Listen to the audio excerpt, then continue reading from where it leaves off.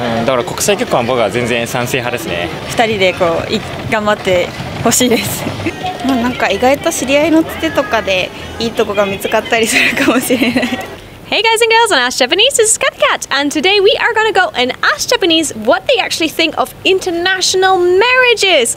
Huh, that's going to be interesting, so let's go and ask Japanese. 国際結婚はどう思いますか？すごいって思います。言葉が通じなかったりとか、まず出会うのもすごいし、あと結婚ってなるとどっちの国に住むかとかもいろいろ考えなきゃいけないんで大変だなって思います。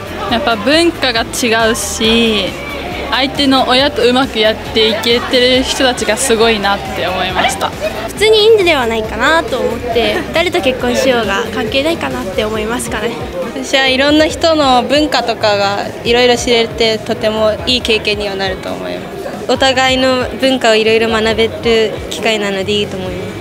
恋は恋なので、恋をしてその人のことが好きならもういいんじゃないかと思います。私の親も国際結婚だったのですごいサポートします。いいと思います。ちなみにどっちがどっちで？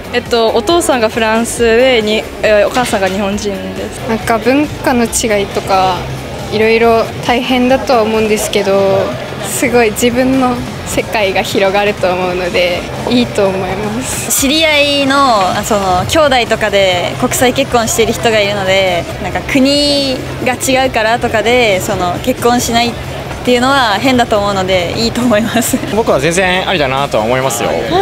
全然ありだと思います。なんか日本人はなんかちょっと丸っとした顔が多いのかなっていう個人的な。日本ディスるんだ。ディスってなくない？別に可愛い人は可愛いやん。だから国際結婚は僕は全然賛成派ですね。海外の人ってマッチョ多いじゃないですか。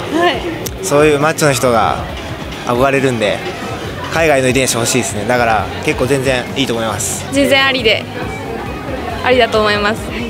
いいと思います。全然ありやと思います。全然ありだと思います。国際結婚になったらこれはちょっと一番問題かなと思ってると、どうやってそれを解決すればいいでしょうか？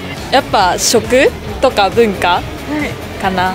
ちゃんと話し合って本人らで話し合って、やっぱ中間のところお互いがどっちも譲らないっていうか、どっちもが入った話をして混ざった感じにすればいいのかなって思います。やっぱ育った環境が違うから違いの問題がありそう。それをどうやって解決しますか？本人らで話し合って決めたらいいと思います。国際結婚は OK かどうかどう思いますか？いいと思います。全然。